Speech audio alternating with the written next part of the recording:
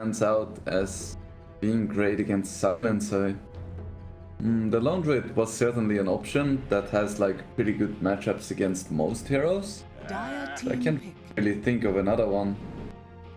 He has his DK here.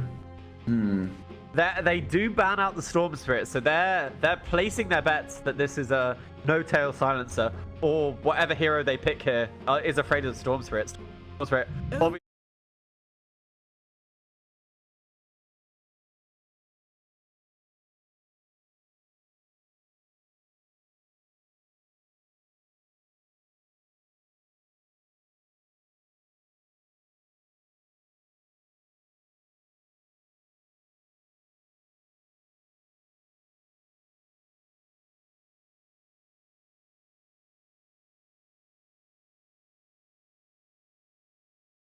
Silence and just good matchups. So overall a solid pick and a solid draft by the Final Tribe overall. With OG, this is just so classic OG, this draft they have. So even though I think the Final Tribe's draft is solid, I would still be very afraid of this Ana Troll and Sap Magna.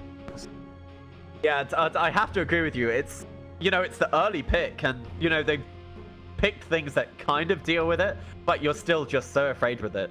And OG, you say there's nothing that they can really pick to exploit the Leshrac, but it doesn't also feel like they're pushed into responding to something here. They have this last pick to just choose literally whatever hero they want that they feel goes with it. Their draft has everything it needs already, and I feel that's such a powerful position to be in. Yep, and Monkey King is still in the pool. It's not a great matchup against Lesh, but okay, we see Pango. Thompson Pango.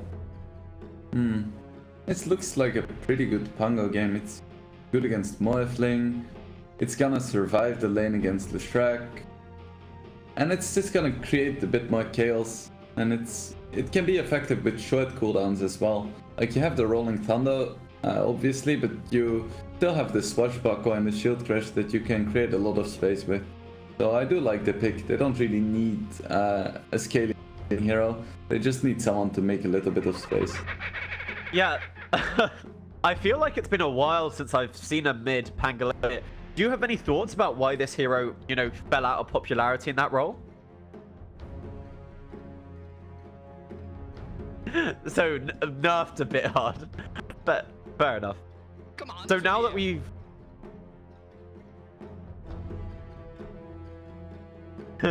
I mean, that's what it was always meant to be. That's truly balanced. Is it 17%? I don't actually remember what the new percentage is.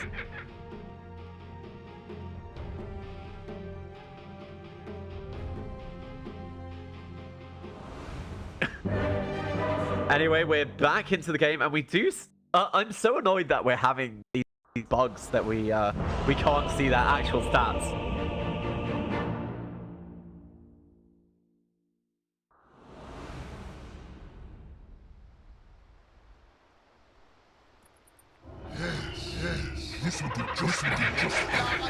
Yeah, just in case anyone was wondering. Obvious. The beginning of any OG game, you try to get a word in Edgeway, and you're just hit by chat wheel sounds. I was just gonna say, in case anyone was doubting, you know, what you say, Wingblade, you know, you play with these guys, you play the high-level pubs, so you have the understanding of what they want. Yep, just spamming voice lines. That's the high pop meta. Going for the sloppy orangutan kisses at inappropriate moments. That's the high on my life. Yeah, so this bottom lane, they do have Zibe by himself. Wait, he actually hasn't been, okay. It looks like TFD, they've been watching the Liquid replays, and on Hanskin, he's rushing the Ring of Health. Because previously, they used to give them the Ring of Regen, and then the Ring of Health. But now, ever since Liquid started doing it with the mind control, they rush the Ring of Regen. It's really interesting. And it's similar value, both of the rings. Like, if you look at the regen per gold, it's not too big of a difference. Yeah, and Era over here, being slowed down. I don't think he's in any real damage, but Anna very happy to zone him out. Especially with the early Orb of Venom. They're so deep right now. But OG, they don't care, and they've even successfully got a D-ward here for Thompson. Making sure Notail walks out of range so Thompson gets that experience advantage in the mid lane. It actually looks like Zibe was able to deny a bounty rune, so it's gonna be 2 to OG and 1 to TFT. Yeah. Oh, he did it with the boar in the bottom lane. Yeah. We were watching Seb tangle with it. Okay, so you said that TFT might have watched the OG game, but at the same time, they're sending an off-lane Morphling up against the safe lane Magnus again. Yeah, but this time they have an Oracle instead of the Sand King, and they haven't fed away First Blood, so maybe things will go slightly better. Oops. Yeah, I also... Zibe taking a lot of damage here. I do have to say, I do really like the Oracle versus the Magnus, because you do always forget that you can purge off in power, or at least I do. Yeah, but at the same time, Seb is probably gonna be able to do quite a lot with just the shockwave. And just his base damage too, because Magnus has pretty good base damage. 61. Yeah, and Era gets that Dispel again over onto Jirax in the mid lane. Thompson a bit behind in CS to Chessie here. You don't really expect a mid Pango to win the lane. It's kind of one of those heroes that you pick to lose the lane and then start rotating and be really active in the mid game. Yeah, it's just his the burst damage of the Swashbuckler and the amount of control he's able to offer in fights, isn't it? It looks like Anna's having complete free fire, but Chessie too. My goodness, 10 and 3 at 2 minutes. I'm pretty sure that's getting every single creep. Or close to at least. Oh, Chessie doing very well, as well as his denies. He's done great on them, and I think Thompson, once Chessie hits his level 6, he might have to... Does he have to leave the lane at that point if Chessie hits level 6 before him? Nah, that's the thing about Pango. He can just sit in lane and use his swashbuckle to CS. You always pick him against heroes like Queen of Pain and Razor and those kind of lane bullies, because you're gonna get your farm and your levels either way. Yeah, and I guess just because he does have that escape, he's that tiny bit survivable. It's like Frost is having a better time than Miracle had so far. It's also interesting that Jirax is being a lot less aggressive than he was last time, just because of the difference of having a Sand King as opposed to an Oracle. Yeah, it's really impressive that, you know, you might think that they play the lane exactly the same, but they understand what the differences are, and they're able to adapt to it. And so they're just getting Jirax to do these pulls, get the extra levels, and that kind of thing. I love how Anna, while farming, is using the bloody trusty shovel to get himself some more companion levels and stuff, risking life and getting the status, well, what's it called, stasis trap. I mean, I do have to say is that, I mean, it's efficiency, isn't it? Get battle points levels as well as getting yourself to the next major. That's what we like to see. Yeah, truly. But this laning phase, it does seem a little bit slow, but with no tail rotating bottom, do you think they're gonna try and set up a kill? I don't think they realize that he's left yet. Frost, no points in the waveform yet, so he is pulled back, and here we see it again, once again with the Ink Spell. They have the Arcane Course on top of Frost, they skewer him back, still no point over in that waveform. He does have the strength adapt to strike, it is only level 1, so the stun isn't that long. Fully strength now, can't keep morphing, but it looks like he is going to be fine. He just hit level 3 before they went, and level 2 morph is 4 times as good as level 1 morph. Yeah, so Ed, with that rotation from No Tail, not netting OG anything in the bottom lane, and now Zibe, he'll realize he can play that tiny bit more aggressive onto Anna because he's not all by himself. But at this point, Anna is already quite a bit ahead, so he's gonna be completely fine solo against the Beast, even if the Beast does have that 3 ring of health. Yeah, Thompson in the mid lane, he did get a lucky silence, but now it's faded off. Does have to go back, but because he actually does have the bottle advantage, and I think he might look for a kill. He's got the slow over onto Chessie, but it doesn't refresh. This arcane rune. There's so much harass. Yeah, this arcane rune, it's honestly allowing Thompson to be able to take over. And that's why Chessie's rotating for this 5-minute rune. It's one of the best runes you can get on Pango at this stage. The only rune that would possibly be better is regen, because you can be so aggressive without losing HP or mana. But Arcane is really good too. There's so much harassment coming out from this Pango. Yes, and we're 5 minutes in. We're still yet to see a first blood. And a level 5. Got a lucky instead, but it's the Beastmaster. He's not really that worried. He has the Ring of Health. He has his boards. And it looks like we're just having a bit of a farm fest. Net worth, barely even. Some stacks over here, however, have been created for Thompson. And that might allow him to accelerate a bit. For sure, once the Empower starts coming out, both Fortune and Anna are gonna get so much better. Frost, I don't think he's in any real danger. Does have the stick as well as the waveform now, so he does have a way to create some distance between himself and the Magnet. Yeah, I don't expect him to die here anymore, especially since Jerax doesn't really favor putting any points into Phantom's Embrace early. Instead opting for the max of ink swap as well as points. However, top lane, it looks like they found Hanskin, the level 6 on Thompson, and that is going to be a kill for Anna. We did talk about this. You said the Pangolier, he's not a lane dominator, but he starts rotating, and as soon as he got 6, that's exactly what he did here. Yep, and now he has more money than Jesse. Pango, there you go. Anna, only 1 point in the further stack, so he doesn't take this tower that fast, but he's actually tanking it so that his catapult's going to survive. And I think this tier 1 top is in a lot of danger now.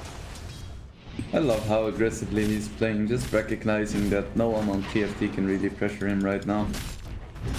Oracle has rotated in. He doesn't have points in his ulti though, so it's a little bit risky. He will be susceptible to this burst pretty soon. I think he's in danger. Yeah, with the double Purifying Flames, it might be enough. Yeah. And they're able to get that kill, just playing a bit too aggressively there, not realizing that Era had rotated. And then that burst damage, it was enough to finish him off. I feel like it's just classic Ana, honestly. One moment he wins TI, next moment he morphs so low that he dies to creep. It's just classic Ana. Frost, however, he had a decent start to laning stage, but you can now see, because his supports have had to go away, he has slipped behind Seb in the CS. Yeah, and he has to invest so much in regen too, because of the way Magnus works with all the cleave and annoying stuff coming out.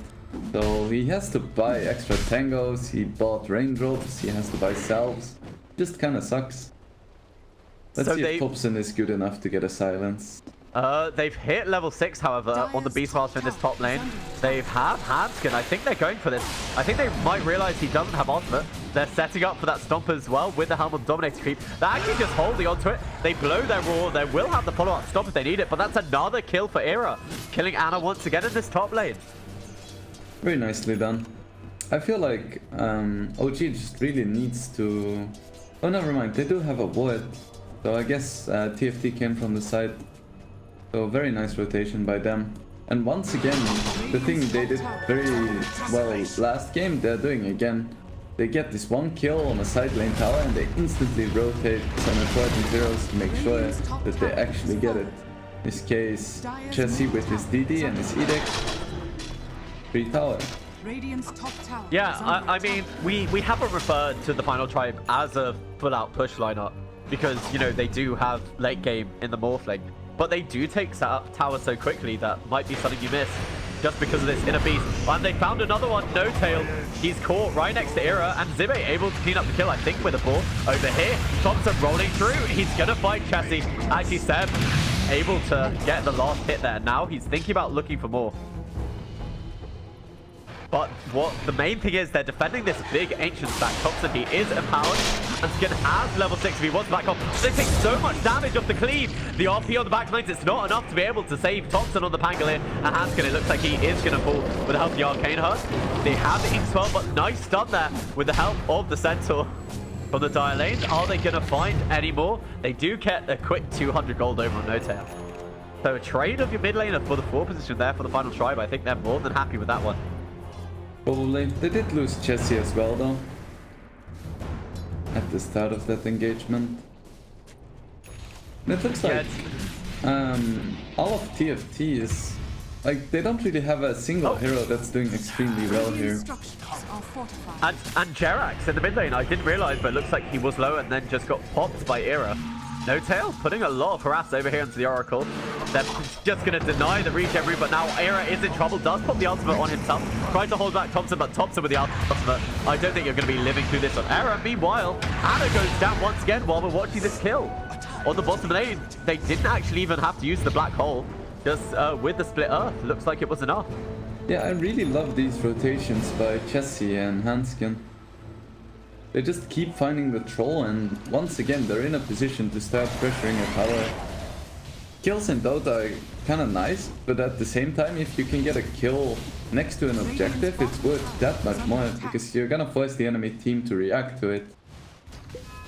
And it doesn't look like OG is quite ready to defend this tower, so it's just a kill at tier 1. And that's a pretty nice influx of gold. I mean, Anna not having this point at his ulti, he didn't have it at level 6 and he hasn't got it at level 7. It just means he doesn't have that chance to be survivable enough for his team to be able to rotate in and save him. I feel like when you're not that farmed on a troll, the ulti doesn't really matter that much though, because it's only 40% life steal. Like, you tend to only survive stuff once you get a few items in, and 40 to 60% if you're level 12 doesn't really come in until you get some items. Yeah. So Jerax once again on the bottom lane, being left to his own devices. Next thing you know, he'll probably have a Hex, but at the moment he's just on his way to his Arcane Boots.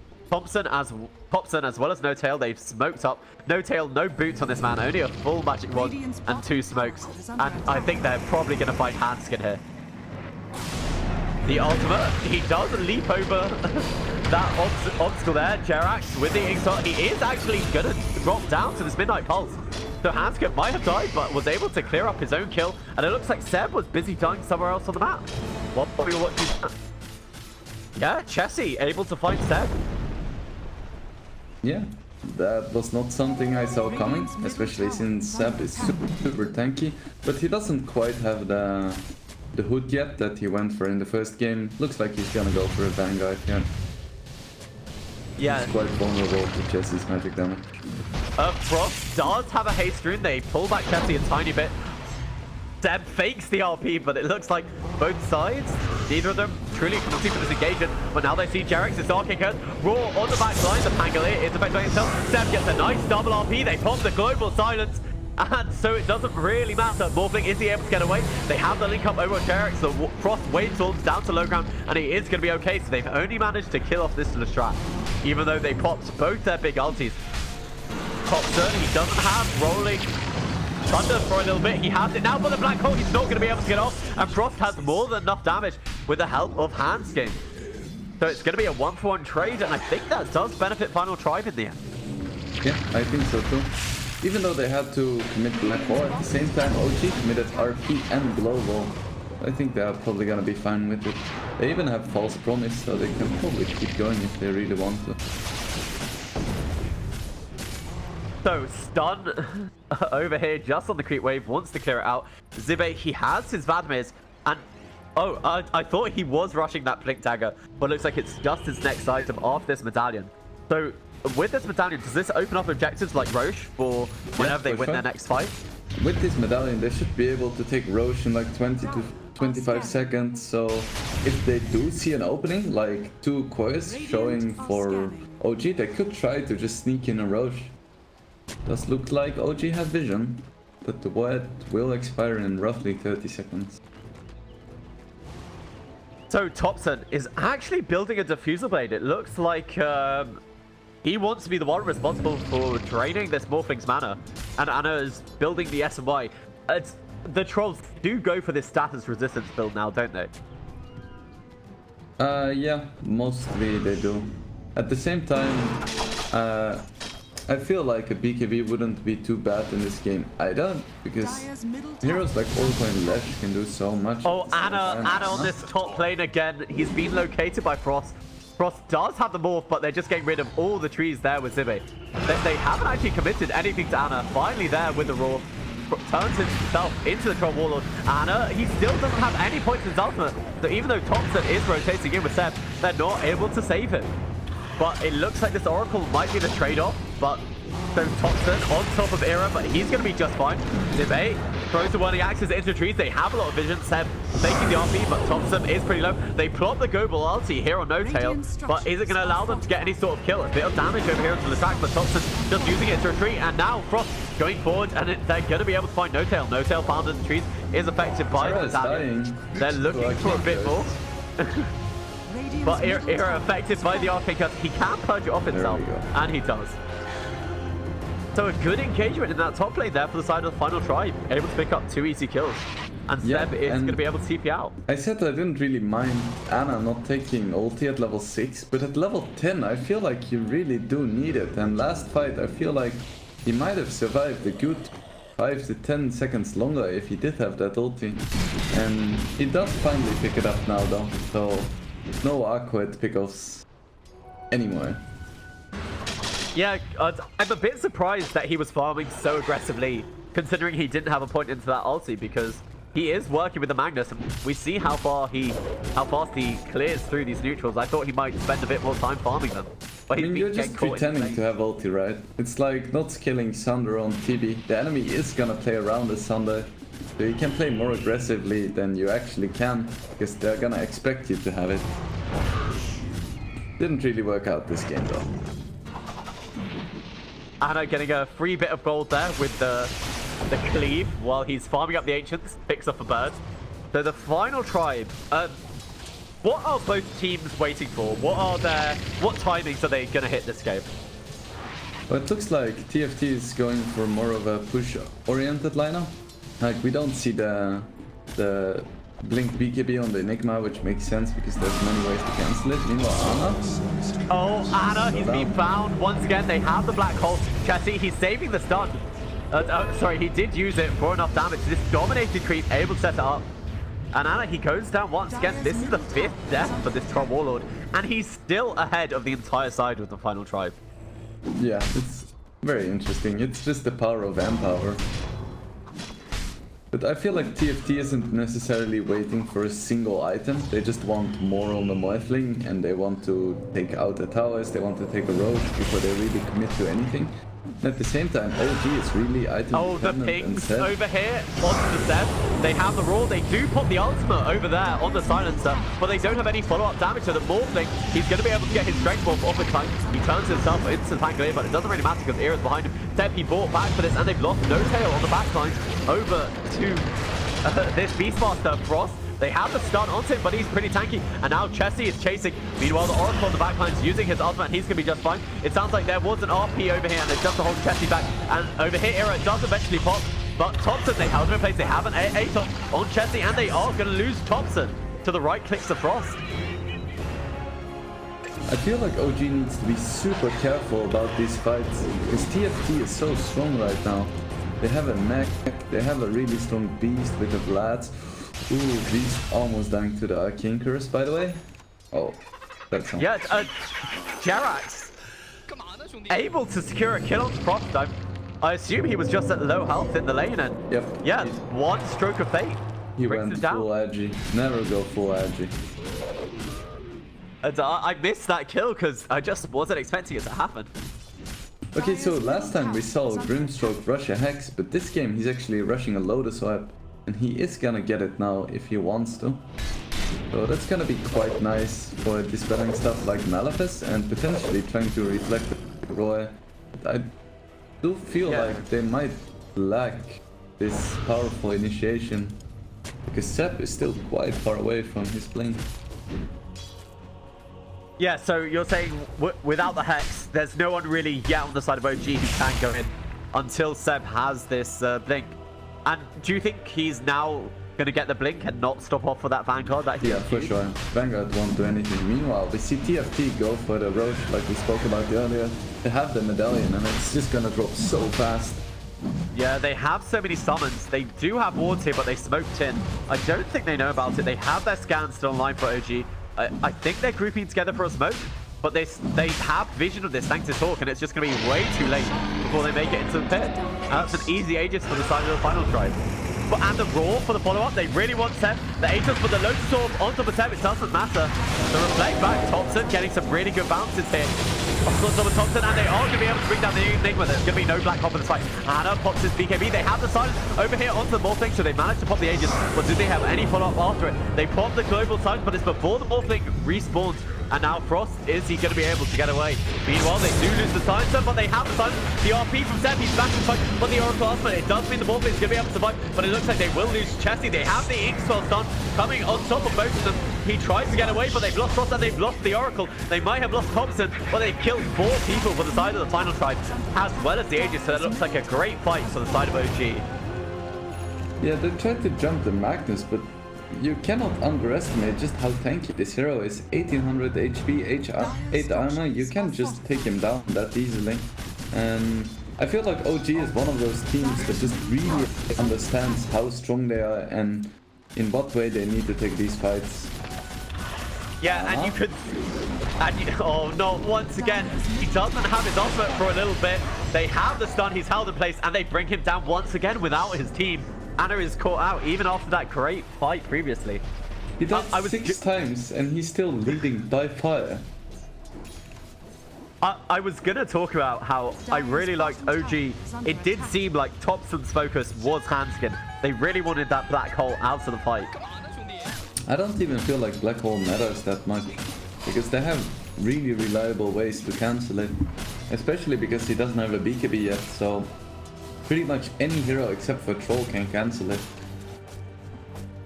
Yeah, and they are actually going for an interesting build. They're building the Solar Crest on Zibby. Do you just use it on an enemy, or do you put it on your Morphling so he attacks faster? I feel like it depends. Generally, you just use it on the Morphling to boost him up a little bit, but if you get something like a solo roar on someone, you do want to use the Solar Crest on them, just for the armor reduction. Generally, in team fights, Morphling is gonna be the best target though. So in the previous fights, OG, they didn't have BKBs, but both Anna as well as Thompson, they are very close to them now. Do you think those are big fight-changing items for the side of OG, or do you think the Final Tribe can still fight into them? Well, I think they are big items for sure. We saw how much OG can do with just proper execution around the Roche pit. With BKBs, it's gonna be even easier for them, because Morphling is not yet at the point where he can really physically burst someone down. So a lot of the damage is still magical right now. And with these BKBs coming out, I feel like it's very hard for TFT to really find these kills. Yeah, and actually, now that you talk about the Morphling, I didn't realize, but he previously was sitting at the bottom of his 4 cores. So Frost, he has been having a very tough time farming this game. Yeah, and... oh. Oh, Raw on the bottom lane of the Pangolin. Is there any follow-up? There's Hanskin. He has the Black Hole because he didn't manage to use it in the last fight. But it looks like with the ultimate there from Jirax, both sides, they're going to be able to disengage. Thompson did get very low, but is going to be able to walk away to safety. Yeah, he went down to 50 HPs. This is where he's like, yep, I bought bracers. Yep, it paid off. What was doing all the damage to him? Did Zibe have his creeps on him? Yeah, I think so. But it's mostly Midnight Pulse though. It just deals so much damage. Yeah, I guess if you're in it for the duration of the Raw, you've already lost like 20 HP or something. 20% of your full HP pool. Oh, Anna going for another shovel there. We have seen him really enjoy using these. Thompson, he's rolling forward, but the rest of his team on that. It looks like he's there just to zone the back. He uses the diffuser blade to hold the Enigma in place.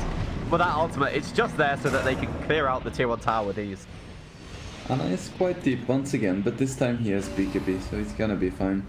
Smoke instantly coming out from TFT though. We could see a fight here if they can catch up.